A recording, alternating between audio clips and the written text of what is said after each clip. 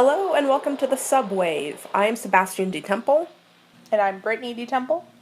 and you're getting a slightly cold-riddled episode this week because we're both sort of sick, so this is going to delight your ears. So good. Today we're going to be talking about Series 1, Episode 2, The End of the World, and I'm going to read the episode summary from the Collector's Edition episode guide. The Doctor takes Rose on her first voyage through time to the year 5 billion. The sun is about to expand and swallow the Earth. But amongst the alien races gathering to watch on Platform 1, a murderer is at work. Who is controlling the mysterious and deadly spiders? Dun dun dun. Brittany, this is your first time on. It is. Yeah, so why don't you tell everyone a little bit about, when you started watching, how you got into it, that sort of thing? Well, I've always been a huge TV fan since I was younger, but I think I first really found out about Doctor Who from Seb, but from you, because I remember just like one summer I was visiting and you were watching Doctor Who, and I'm like, what is this, for one? Because like I came into it, and I think I specifically remember it was the game show episode. Yeah. And I just remember thinking, what is this that I'm watching? Because that's a really strange episode to come into.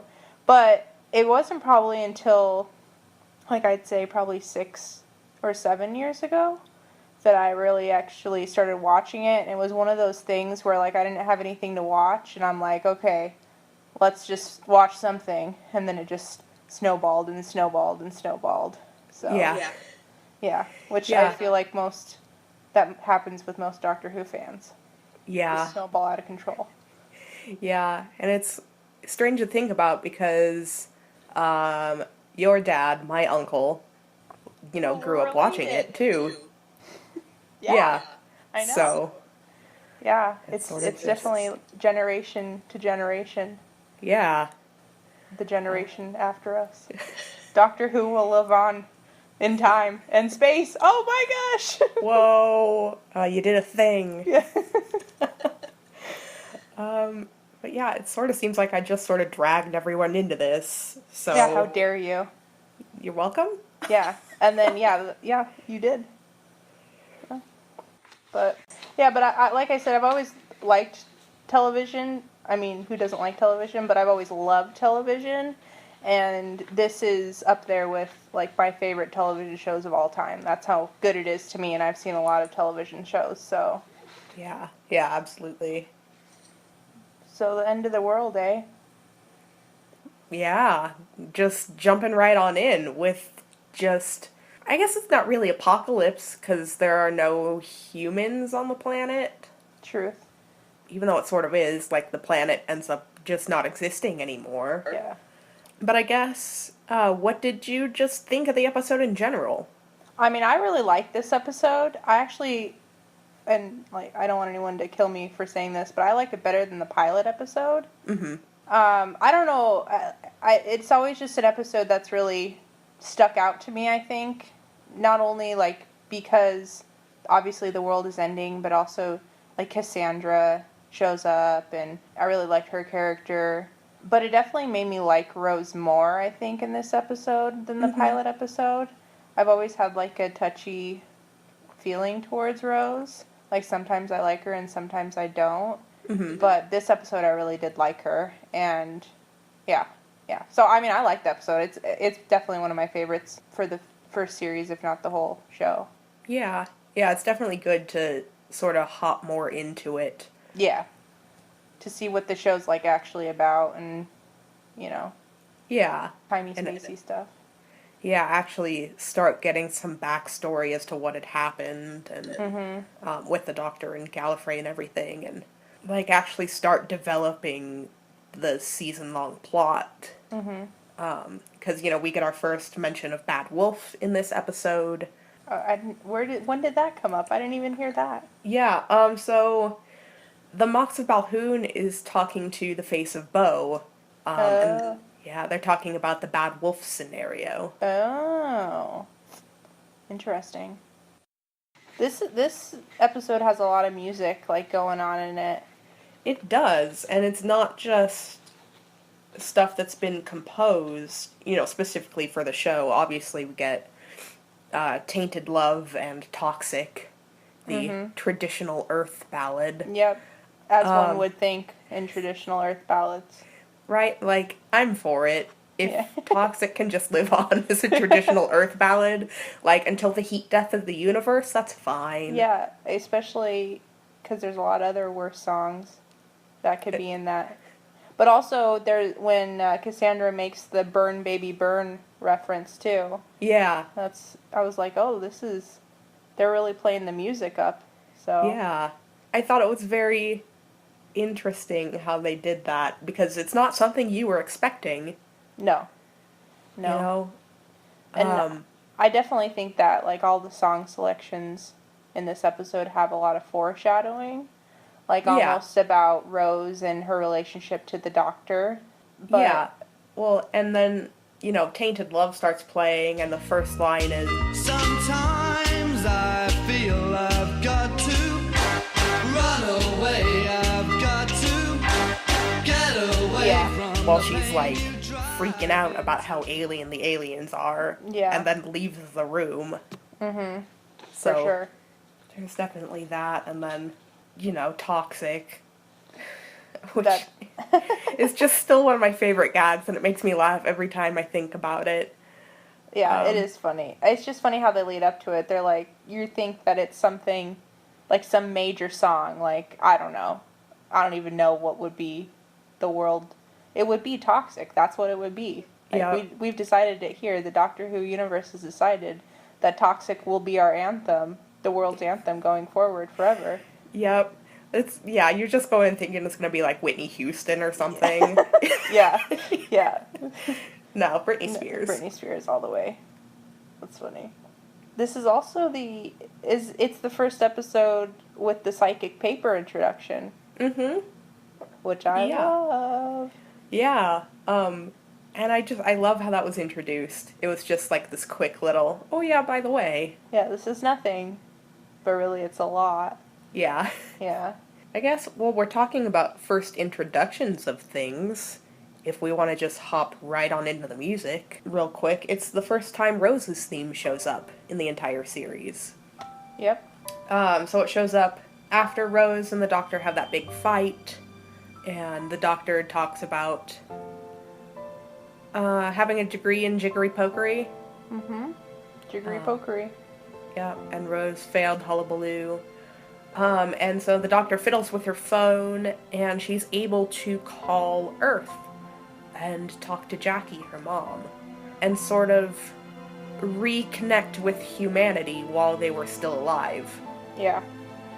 Yeah, I thought that was really interesting how it showed up, too, at that moment, because, like, leading up to that, in the very beginning of the episode, she's all happy-go-lucky with the Doctor, it's almost like a game. They're going on this adventure, and then it turns into a lot of anxiety and fear, because she basically meets these aliens for the first time, and then she calls her mom, and it's almost like everything kind of plateaued, and it kind of reminds me like when you're a kid and you're away at summer camp, and you're super homesick, but all you need is, like, a call home to your mom, and then you're fine. So that's kind of how I felt, like, she's just kind of at summer camp with the Doctor, which would be an awesome summer camp.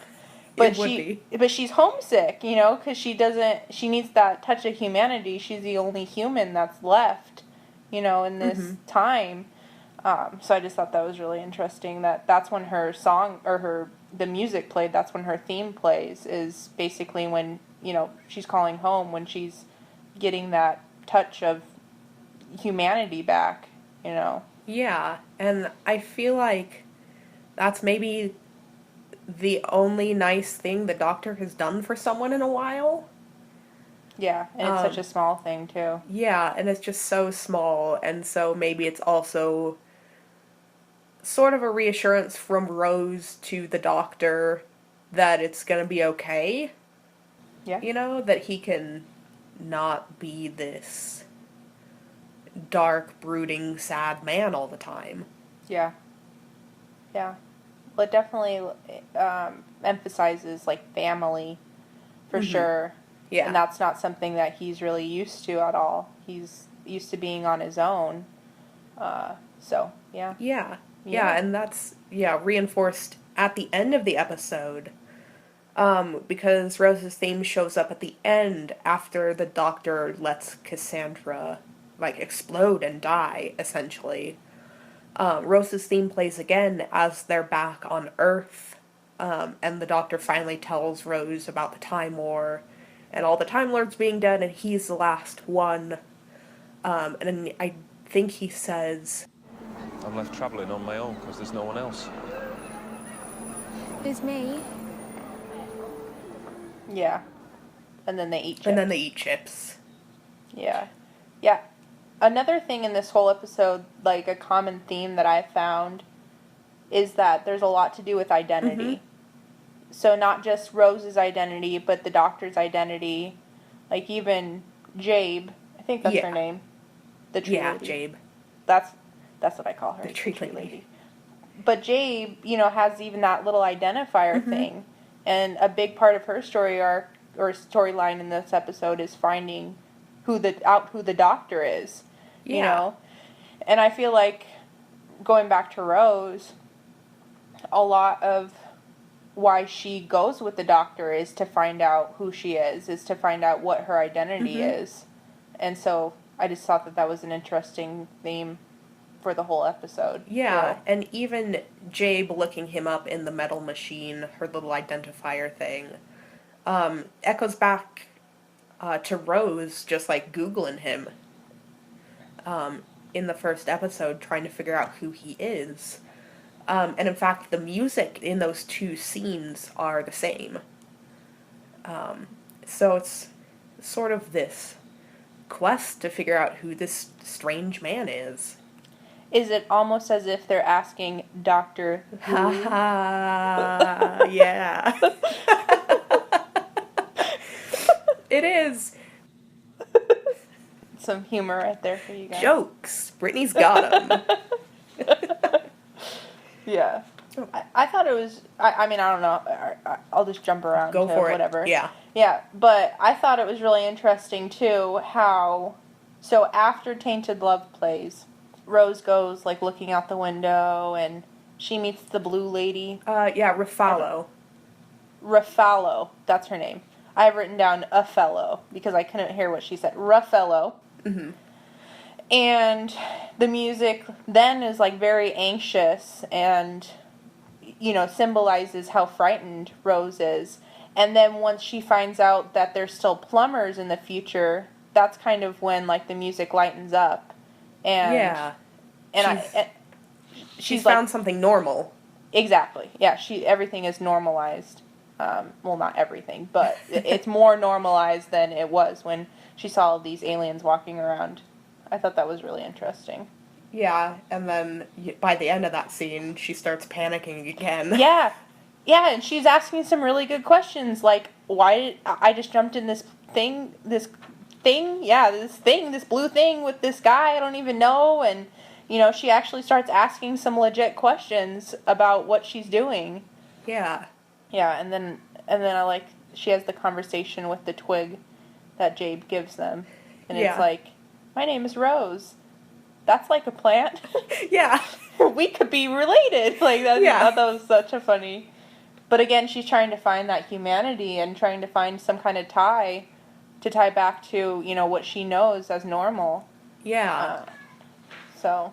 Yeah, and I think, well, obviously, that's why she takes such offense to, first of all, Cassandra in general, just being skin and a brain in a jar, and then all the myths about the ostrich, like breathing fire and the iPod.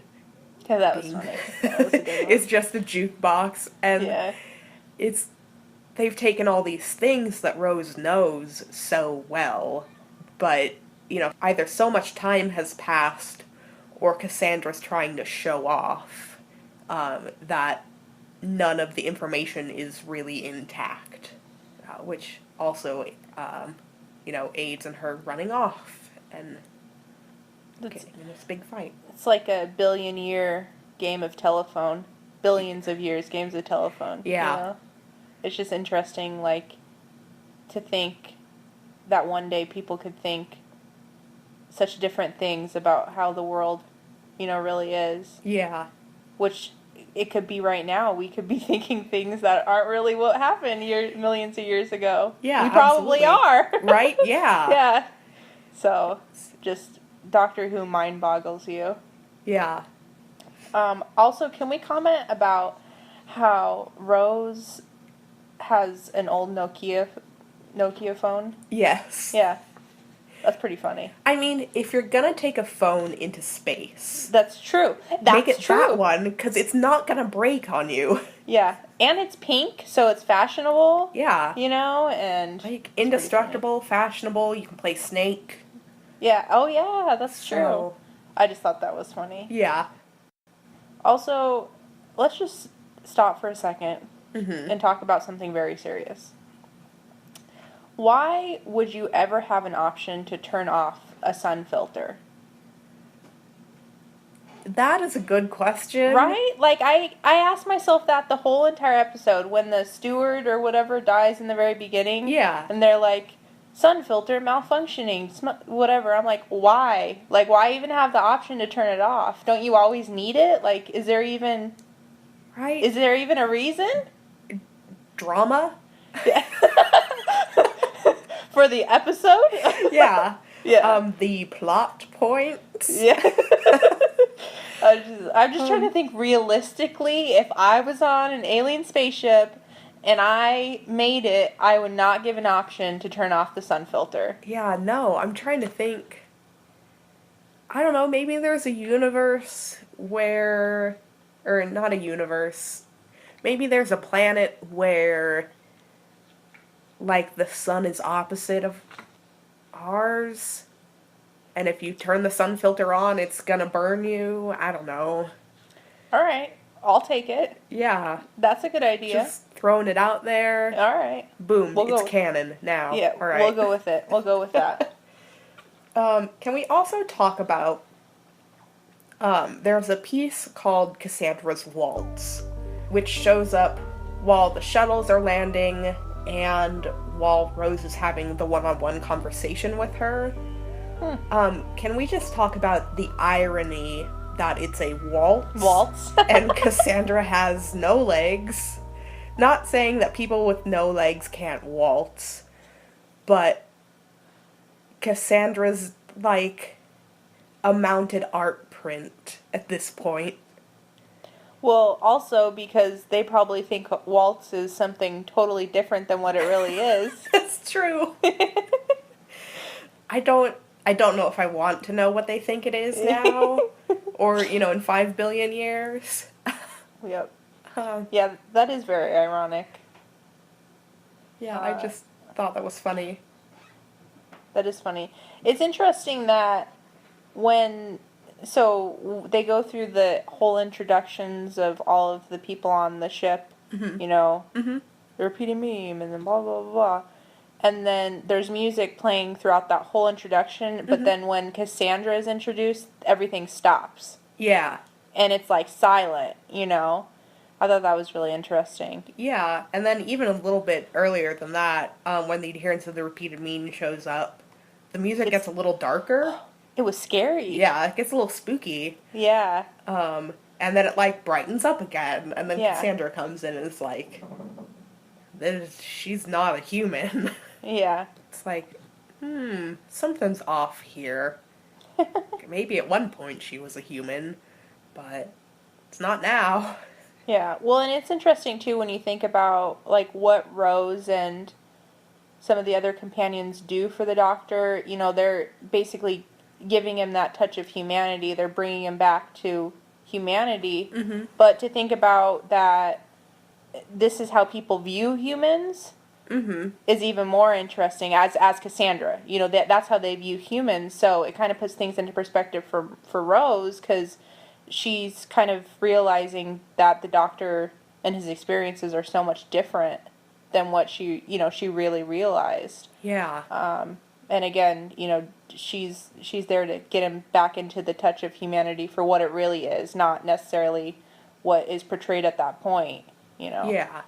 I think another really neat sort of little touch, like we talked about, the sound design of the TARDIS a bit in Rose, and just to like further add on that everything's in space and these are all aliens, Jabe's little identifier communicates in bird chirping with a few little, like, spacey beeps, which I thought was a really cool little touch to be like, these are humanoid, aliens, but they're trees.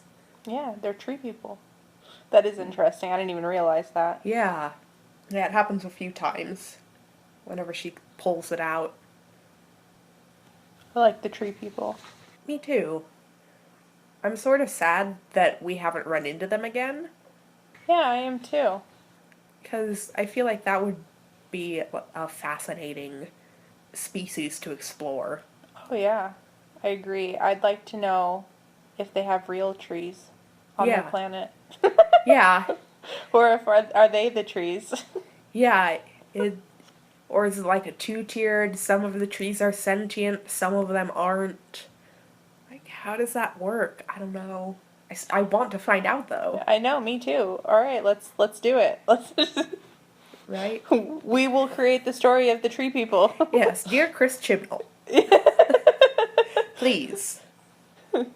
Yeah, I mean, I really liked Jabe as a character too. Mm-hmm.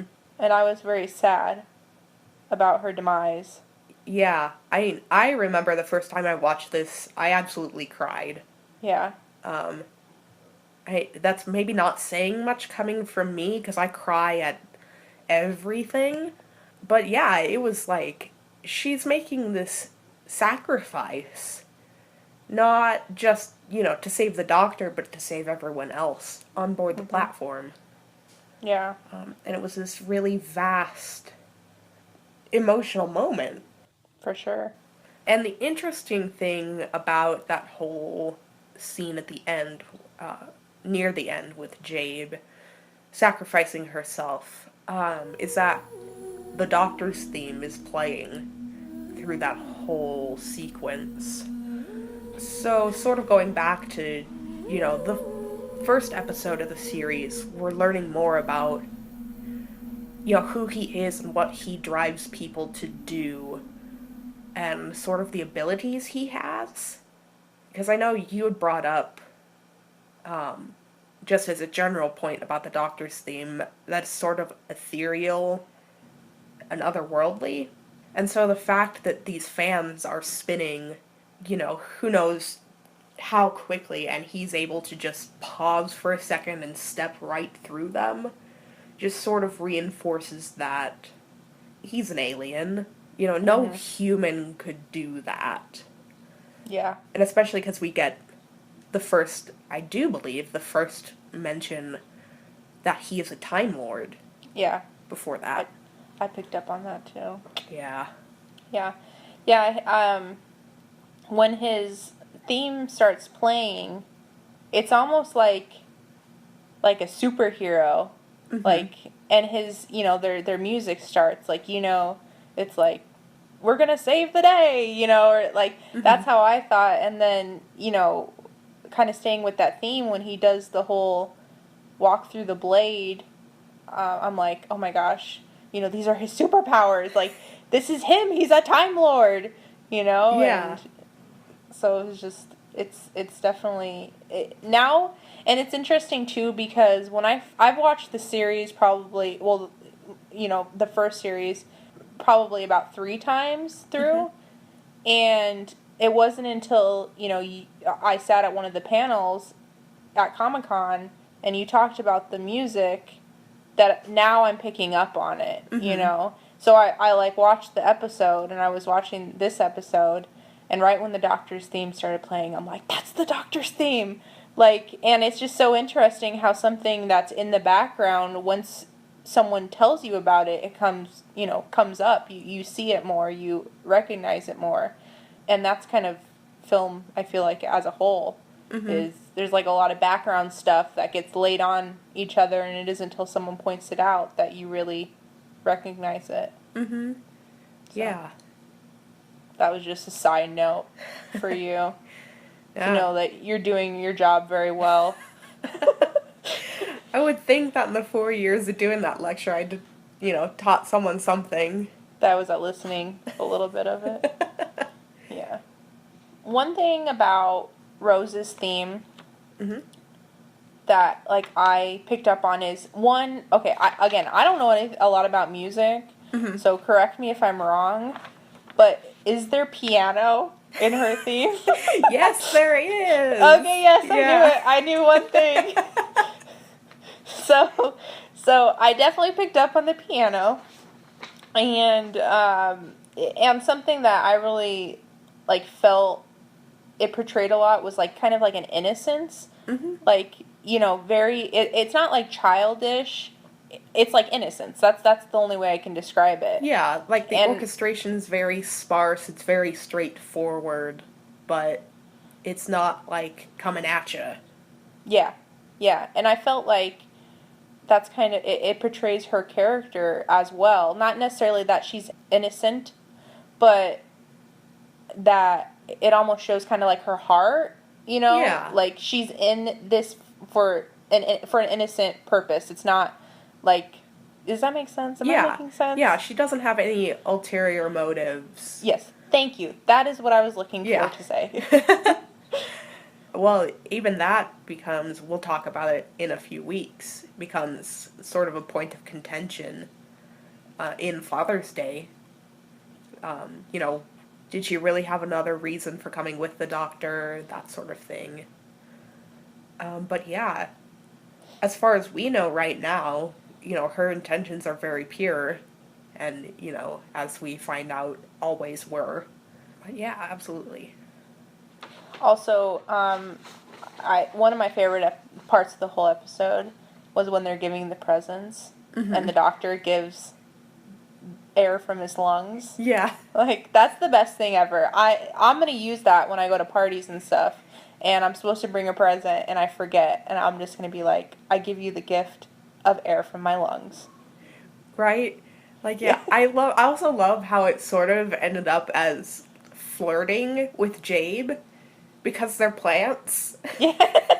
It ended up being, like, this much more intimate thing than he intended. Yeah. It's like, oh, whoops. I mean, I guess it worked out in the end. Yeah. That sort was really of funny, too. Yeah. I know. That's all hilarious. It's the good old doctor for you, right? Yep. In the very, very beginning of the episode, since we sort of skipped over that whole thing and just sort of dove right into the meat of the episode, the soundtrack piece is called Clockwork TARDIS, and it plays while they're trying to decide where they're going to go. And if you listen to it, it's very rhythmic, sort of like ticking, almost, like a ticking clock. So it's like, not only sort of like the Jeopardy theme of like, tick-tock, make a decision, but also they're traveling in time, so it's appropriate. Yeah. That, it's got a very rhythmic ticking clock. And then once they land, 5 billion years in the future, it mellows out, but it becomes sort of sorrowful, because, sure, they're in a cool place, but the Earth is gonna get gobbled up by the sun. Yeah. Yeah, in the very beginning of the episode, when they're going back and forth, 100 years, 200 years, blah, blah, blah, it was very, game showy to me. Yeah. Like they're playing a game. Like, that's what I thought, Yeah. It's like, oh, Nobby Nob, TARDIS TARDIS, Yeah. 200 years, 100 years. You want to see this? 5 billion years, and I was going somewhere with this, just so you know. Yeah, so, and that kind of, that game perspective kind of plays out through the whole episode, because I feel like that's kind of how she started the journey, is almost as if it was a game or something. And then obviously as she sees the alien ship and sees the alien, she's like, oh, wait a second. This isn't a game. This is real. Like, this is reality. Yeah. You know? And I feel like that's sort of nailed home when she's trapped in the room with the descending sun filter. You know, like, gonna get roasted. Yep. You know, very, very easily could have actually died. Yeah. Yeah. Now, okay, remind me, when they get on the ship, the people take the TARDIS? Or is the TARDIS still in that room? No, they take it and sort of park it somewhere. Okay. Because teleportation devices are prohibited. That's right. Okay. And so they, valet it for him. That's what I thought, because for some reason, when I was watching the episode again, I thought that the TARDIS was in the same room as her when she's getting burned, and I'm like, shouldn't you just get in the TARDIS? Like, go get in the TARDIS. Don't die, go get in the TARDIS. But that makes more sense. Yeah. As I was thinking back through it, so. Yeah. You know, they shouldn't do that with the TARDIS. Yeah. Teleportation devices shouldn't be prohibited. You got a cute valet ticket out of it. That's true. That's right. I would remember that. Have a nice day. I mean, not since we're just jumping around, we're all over the place. Yeah. Like I said, you know, in the beginning, I felt like that music was kind of like a game. And when they were introducing everyone, with the exception of the repeated meme, that was very, like, game showy to me. Like, almost like a circus. Like, that was very circusy. You know, dun, dun, dun. Yeah. You know, like, Face it was... bow, come on down. Yeah, exactly. Exactly. And then it's interesting, too, because just to think about, you know, it starts off with that kind of game showy... This is all technical terms, by the way. I want you to know. Highly technical. Highly technical. Very advanced. Very advanced. Years of studying it took me to get these terms. But anyway, so it starts off with that game showy theme, and then the repeated meme, it's the dark and broody theme. And then it goes into Cassandra and the music stops, and I just thought that the juxtaposition, that's a word, of all of that was really interesting, because it's kind of almost like Rose's experience for the whole episode. You know, it starts off as kind of like a game show, turns into like really frightening things, and then it kind of plateaus. It's interesting. It's strange that you sort of bring that up, because that's where they end up at the end of the series, is literally in killer game shows. That's, see? So, yeah. Yeah. Sort of wonder if that was entirely on purpose, or if it was just a happy coincidence. Yep. That episode is my favorite episode, probably because that's the first one I ever saw. Yeah.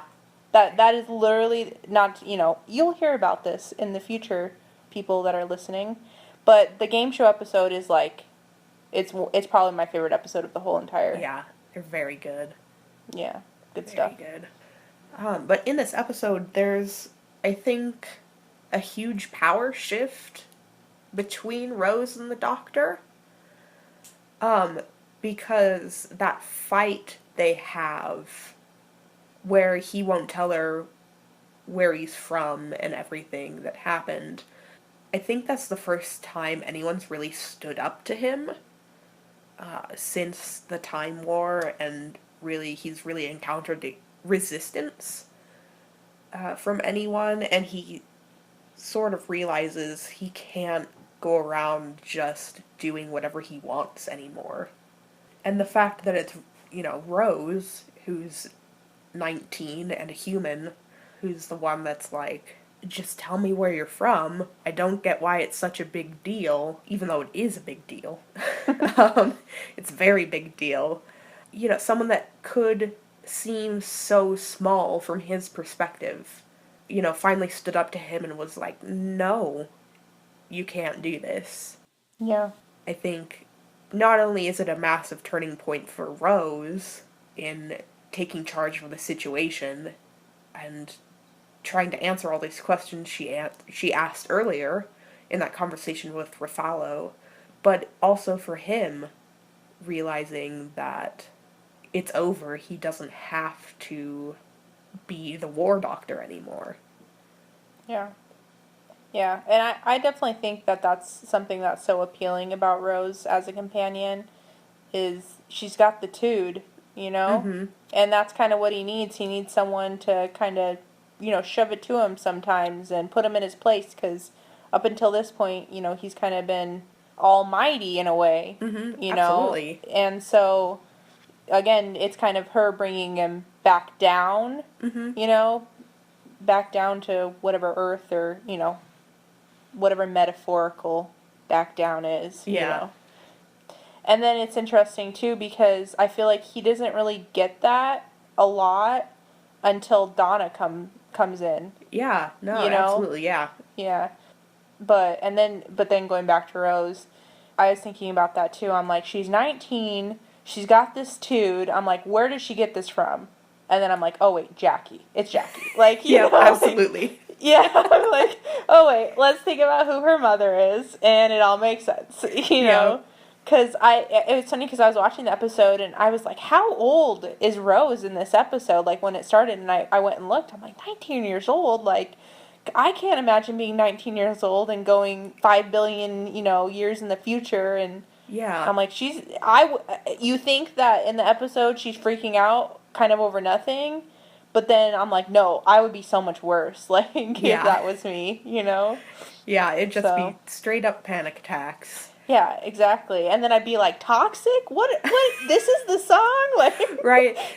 Like, either I would have passed out immediately, or I wouldn't have been able to keep my mouth shut. Yeah. Yeah, agreed.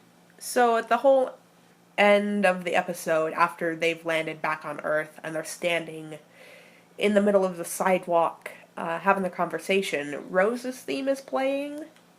But so when the doctor says, My planet's gone. It's dead. It burned like the Earth. It's just rocks and dust. Before its time. his theme actually plays. It's more just concrete. We're finding out who he is. I'm pretty sure I've said this already. You didn't say that it starts off with Rose's theme. Okay. Well, So there that's you new. go. Yeah. Audience. Which is interesting. Yeah. That's what Benadryl does to you. Yeah.